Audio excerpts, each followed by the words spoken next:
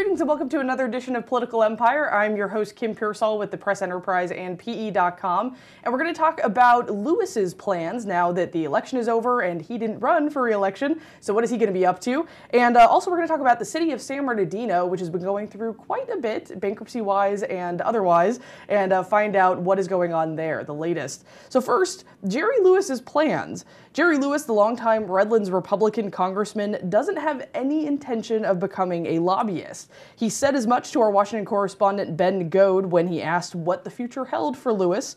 What he'll do, if not lobbying, is still not clear. So we'll be keeping an eye out for what Jerry Lewis intends to do next. And now we're going to talk about the city of San Bernardino, which has faced filing for bankruptcy, financial unrest, and whatnot. And we've got our reporter Imran Ghori here, who's going to give us an update on what is going on. Imran, thanks so much for being here today. What is exactly going on with San Bernardino lately? I think the latest was that they were going to potentially outsource their police operations to the county sheriff. Is that right? That's correct. It was a pretty emotional meeting for members of the police department. Many officers pleaded for the city not to do this to save the police department, but ultimately the council on a split 4-3 vote decided to initiate talks with the sheriff's department that would at least give them a proposal that they could look at, some numbers they could look at to see if this is something that makes financial sense for the city. And the entire reasoning behind this is to save money, correct? And are they looking at a dollar figure for how much they hope to save by outsourcing?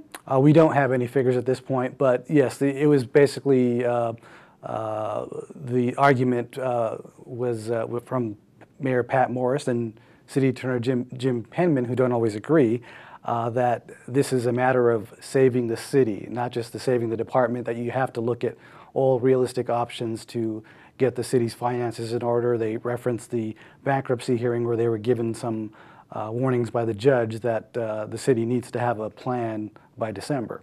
Well, and speaking of their bankruptcy proceedings, what's been going on there? Because it sounds like there were actually quite a big creditor, not quite a few, but at least one big creditor that basically filed motions saying, hey, you can't file for bankruptcy. You don't have the backup to warrant filing for bankruptcy at this point. And that was CalPERS, the largest pension system for the state. Talk to us a little bit about that. What's going on with the bankruptcy proceeding right now? Right. Well, CalPERS, they're saying that the city essentially can't keep delaying. They need to offer more proof of their bankruptcy. They don't trust the city's numbers. The judge essentially gave the city a deadline. It's been almost, I think, 4 months since they filed for bankruptcy, and they still don't have a pendency plan, which is sort of the operating budget that they need to submit to bankruptcy court. So they were given until December to come up with such a plan. True. Well, hopefully back in December, we will get an update on what's going on with the city. Imran, thanks so much for the update on San Bernardino. And thank you for watching another edition of Political Empire. We'll see you next week.